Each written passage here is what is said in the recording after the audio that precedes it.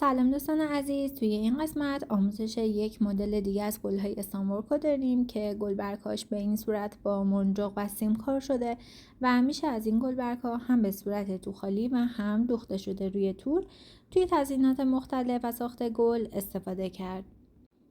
برای ساخت این گل نیاز داریم به سیم باروکس شماره 5 که سیم من یه روکش خیلی ظریفی روش داره. حالا سیم من نقره‌ایه، شما با توجه به رنگ کارتون میتونید از سیم طلایی هم استفاده بکنید. به منجاق نیاز داریم که اصلا یه دست بودن منجاق مد نظرمون نیست و از هر منجاقی میتونید استفاده کنید. گردکن و سیمچین نیاز داریم یا از این قیچی‌های تیغ فولادی هم میشه استفاده کرد. من چون میخواستم گلبرگ هام اندازه های متفاوت داشته باشه به اندازه 15 تا 20 سانت سیم هامو اندازه زدم و برش دادم. در ابتدای کار میام یک سمت سیم رو به این ترتیب گرد میکنم برای اینکه منجاقا از داخل سیم بیرون نریزه و شروع میکنم از سر سیم به این صورت که توی تصویر میبینید منجاق رو پر میکنم داخل سیمم. شما میتونید به جای منجاق از ملیل شکسته هم استفاده بکنید. منجاق ها رو میریزیم توی سیم و تا جایی که کاملا پر بشه و از دو طرف سیم حدود 1.5 تا 2 سانت فقط فضای خالی مونده باشه. من این کار رو انجام دادم. به این ترتیب دو سر سیم رو به همدیگه نزدیک میکنم تا منجاق ها بیرون نریزه و اون قسمتی که ابتدای کارم گرد کرده بودم دوباره صافش میکنم. حالا باید انتهای سیمم رو به هم دیگه برسونم و دور هم تابشون بدم. اگر منجاقتون زیاد بود یه مقدار خالی کنید. اینجوری سیم رو توی دستمون میگیریم تا همه بیان قسمت مرکز. دو طرف رو روی هم قرار میدیم به شکلی که فضای خالی زیادی نمونده باشه. به این ترتیب که روی هم قرار دادیم این دو تا طرف سیم رو میتابونیم دور هم دیگه. حتما اضافی سیم رو میچینیم. اندازه 1.5 سانت برای ما کافیه. حالا میایم این سیم رو به این ترتیب گردش میکنیم که بتونیم به وسیله این گرد شدگی بعداً دوختش رو انجام بدیم. شما میتونید این سیم رو به هر شکلی که خودتون دوست داشتید حالت بدید. همونطور که میبینید حالت پذیریش خیلی بالاست. حالا من طبق کاری که میخوام انجام بدم به این شکل حالتش میدم. شما به شکل اشکی، به شکل قلبی، به شکل گرد، هر جوری که دوست داشته باشید کاملا میتونید باش بازی کنید و بهش شکل بدید. گلبرگ ها رو در تعداد مورد نیازتون و شکل دلخواهتون درست میکنید تا بتونیم بعدا مونتاژ بکنیم. حتی شما میتونید فقط از همین گلبرگ ها برای ساخت گل استفاده کنید. گفتم هم به صورت توخالی میشه استفاده کرد، هم میشه اینا روی تور ساده دوختشون رو انجام داد، وسطشون رو تزیین کرد، حتی روی پارچه های دانتل یا تورهای طرحدار هم میتونید اینا رو کار بکنید که حالا در ادامه آموزش نحوه انجام دوختشون رو بهتون نشون میدم. من میخوام روی تور ساده کار کنم. خب دوستان، من این گلبرگ رو قبلا روی تور هم دوختم. یه تور نسبتاً رنگش سفیده ولی واقعا به بیرنگ میزنه. در واقع داخل کارگاه هم انداختم و گلبرگم رو روش دوختم. برای دوخت در ابتدای کار با یه سوزن تهگرد گلبرگمون رو روی تورمون فیکس میکنیم و توسط نخ و سوزنی که همرنگ منجاق هامون باشه شروع میکنیم از قسمت پایین کار دور تا دور کارمون رو دوخت میزنیم. طبق معمول همیشه هم چون که کار روی تور به علت بزرگ بودن شبکه های تور حتما باید به این ترتیب سوزن رو از قسمت دلای نخ توی پشت کارمون رد کنیم. ببینید اینجا که گره نخم هست رد میکنم که حالت قلاب بشه و گره من از کارم خارج نشه. بعد از اون شروع میکنیم به فاصله های هر دو سه منجاق به این ترتیب دوخت میزنم. دقت کنید از جایی که سوزن من میاد بیرون دقیقاً روبروش سوزن رو میبرم داخل و بعد دو سه تا منجاق میرم جلوتر، دوباره سوزن رو خارج میکنم و دقیقاً از روبرو میرم داخل کارم. تمام دوختای ما به صورت صاف باید مابین منجاق ها قرار بگیره. نکته‌ای که داره این که سعی کنید منجاق ها خیلی هم فشرده نباشه. در حد 2-3 تا منجاق شما فضای خالی داشته باشید این دوخت رو راحت تر میتونید بین منجاق ها بزنید. به همین ترتیب دوخت و دور تا دور کار ادامه میدیم. به انتهای کار که رسیدیم 2-3 تا دوخت روی هم میزنیم، از پشت کار گره میزنیم و روی گره بهتر یه قطره چسب بزنیم که دیگه کاملا خیالمون راحت باشه.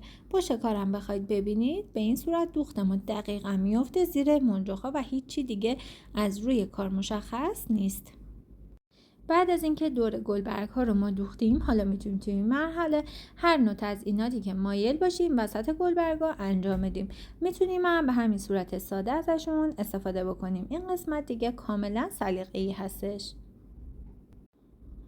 خب عزیزان، من تمام گلبرگ رو به این صورت دوختشون رو انجام دادم و میریم برای دوربری کارمون. من برای این گل یه تعداد از گلبرگ ها رو به صورت توخالی استفاده میکنم، یه تعدادشون رو اینجوری روی تور کار کردم. طبق معمول همیشه دور تا دور کارمون رو کاملا خلوت میکنیم، سبک میکنیم و میایم با یه قیچی خیلی تیز دور کارمون رو برش میزنیم در حدی که فقط 1 میلیمتر تور باقی مونده باشه دور کارمون. این مرحله خیلی با دقت انجام بشه، یه موقع نختون برش نخوره یا اینکه تور زیادی نمونه که جلوه کارتون بد بشه. در همین حد خیلی خوب و کافی هست. بریم برای ادامه آموزشمون. بعد از آماده شدن تمام گلبرگ های پولکی و منجوقیمون میریم سراغ مونتاژ کار. روی کارگاه 15 سانتی تور انداختم، یه تیکه نمد گرد به قطر حدود 5 سانت روی کارم با چند قطره چسب فیکس کردم و میرم سراغ مونتاژ کارم. در ابتدا گلبرگ هامو به این ترتیب روی کارم میچینم تا محدوده حدودی گلبرگام برام مشخص باشه. چون 5 تا گل دارم، در نهایت وقتی کنار هم چیده میشن وسط کار به شکل 5 ضلعی در میاد که هر ضلعش به اندازه عرض قسمت پایین گلبرگ من هست. اینجوری میتونید خیلی چیدمان مرتب تری داشته باشید و گلبرگ های منجوقی هم قراره که وسط کار به صورت پراکنده و نامنظم به این ترتیب دوخته بشن. کلیت کار من به این صورت هست. حالا شروع میکنم در ابتدا این گلبرگ های پولکی رو با نخ و سوزن روی کارم فیکس میکنم. گلبرگ اولم رو شروع میکنم از قسمت پایین دوختش رو انجام میدم. ببینید از قسمت حالا نمد سوزن رو میارم بیرون و یک کم که دقت کنید قسمت پایین تور ژپون رو میگیرم و میام توی نمد. اینجوری سر تا سر قسمت پایین گلبرگ رو کاملا وصل میکنم. گلبرگ بعدی رو میذارم جوری که چند میل بیاد روی گلبرگ قبلی. حالا شما با توجه به الگوی گلی که استفاده میکنید ممکنه چیدمانتون یه مقدار متفاوت باشه، ولی در نهایت مونتاژ کار به این صورته و به خاطر اون مدل دوخت پولک ها کلا این گلبرگای پولکی یکم حالت انحنا داره و یکم روی کار برجسته میمونه که این زیبایی کار رو بیشتر میکنه. هر بار گلبرگ من یکم همپوشانی داره با گلبرگ قبلی. تمام کار رو به این صورت 5 گلبرگم رو دوختش من انجام دادم. حالا میام این گلبرگ هایی که یه تعدادشون بزرگتر و کوچیکتر هستن، یه تعدادشون روی تور کار شده، بعضیشون به صورت توخالی هستن رو به صورت پراکنده و نامرتب مرکز کارم توسط این حلقه هایی که قبلا ایجاد کردم کاملا فیکس میکنم. دقت کنید بیخ گلبرگ ها رو حتما خیلی خوب کوک بزنید. چند تا کوک روی حلقه بزنید، اما اون قسمت بیخ گلبرگ یعنی همون دقیقا اینجایی که الان دارم میدوزم و 2-3 بار کوک بزنید تا از جاش تکون نخوره و کاملا فیکس شده باشه. دیگه دوخت گلبرگ ها هم نکته خاص دیگه ای نداره، فقط این که باید چیدمانش رو در نظر بگیرید که مثلا این گلبرگ های بزرگ و کوچیک یا خلاف جهت در کنار هم قرار بگیرن و به صورت یکسان دور تا دور گلمون دوخته بشه و پراکندگیشون یکسان باشه که جلوه کارمون خب زیباتر باشه. خوبی گلبرگ های سیمی اینه که ما بعد از دوختم حتی میتونیم خیلی راحت بهشون حالت بدیم و یکم به سمت چپ و راست و به سمت بالا پایین کاملا اونها رو بچرخونیم. بعد از اتمام دوخت تمام گلبرگ های منجوقیمون میایم مرکز کارمون رو پر میکنیم. این قسمت هم کاملا سلیقه‌ایه. شما میتونید با هر متریالی که دوست داشتید طبق سلیقه خودتون مرکز گل رو پر بکنید. من اینجا اومدم از پرچم‌های آماده استفاده کردم. اینا پرچم گلسازی هستن و به صورت آماده تو خرازی موجوده توی رنگ‌بندی‌های خیلی متنوع. حتما از نوع خوبش استفاده بکنید، یعنی کیفیت و جنس مرغوبی داشته باشه. من یه دسته از این پرچم‌ها رو برداشتم و به این ترتیب مرکز کارم قرار میدم. یه مقدارم بلند و کوتاهشون میکنم که اون به هم ریختگی جلوه زیباتری به کارم بده و میام با نخ و سوزن همونطور که توی تصویر میبینید کاملا تو مرکز کارم دوختشون رو انجام میدم. توی قسمت های کناری وقتی که روشون یه دونه بست میزنم و از پشت کار نخم رو خوب میکشم، این گلبرگ ها یه مقدار همونطور که میبینید حالت ایستاده به خودشون میگیره و دقیقاً همون وضعیتی قرار میگیره که مد نظر من هست. حالا شما تا هر جایی که تونستید و دلخواهتون بود و به هر میزان و هر رنگ بندی که دوست داشتید به این ترتیب میتونید پرچم ها رو وسط گلتون کار بکنید. با دستم هم یکم به سمت بالا میکشونم تا حالت ایستاده تری داشته باشن. یه تعدادم این سمت کارم میدوزم و میریم برای ادامه تزیینات مرکز گلمون. خب اینجا من همه این پرچمایی که مد نظرم بود رو مرکز کارم دوختم. حالا در ادامه میخوام از یک سری متریال که به رنگ بندی کارم میخوره استفاده کنم. میشه از سنگای پایه‌دار و انواع کریستال استفاده کرد و میایم اینا رو به صورت تک دوزی توی مرکز کارمون میدوزیم. من کریستال سایز 8 استفاده کردم. کریستال شامپاینی هستش. توی مرکز کارم دوختش رو انجام میدم. دیگه دوخت اینا هیچ کاری نداره، هیچ نکته خاصی نداره، فقط اینکه کشش نختون خوب بشه که اینا بعدا روی سطح کارتون شل نشن. به صورت پراکنده از هر متریالی که دوست داشته باشید میتونید استفاده بکنید.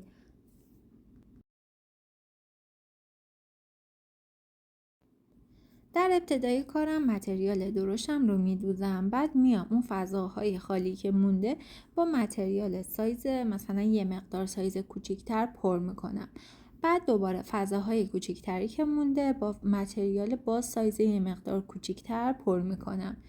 این مدل اگر که دوختتون رو انجام بدید کارتون بهتر پیش میره و جلوه کارتون هم زیباتر میشه. من اینجا از کریستال رنگ طلایی هم استفاده کردم.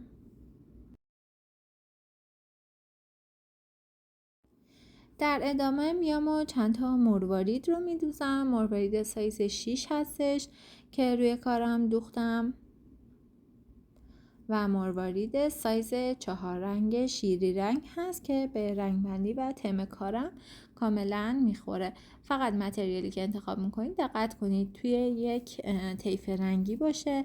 البته که میشه متضاد هم استفاده کرد ولی در صورتی که کارتون رو زیباتر بکنه.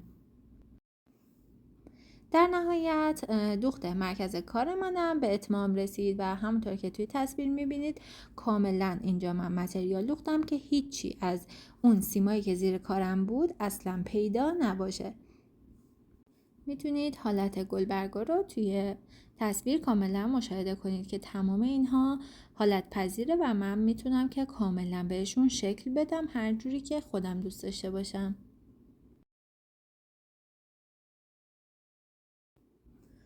حالا گل رو از کارگاه خارج میکنم و پشت کار خیلی به راحتی تو رو جمع میکنم و با قیچی اینو از کارم کاملا جدا میکنم. گل ما در نهایت به این صورت آماده میشه. میتونیم مستقیم روی لباس، کیف، کفش، روی هر سطحی که دوست داشتیم منتاجش کنیم با چند تا دوخت یا حتی میتونیم به گل سینه تبدیلش کنیم.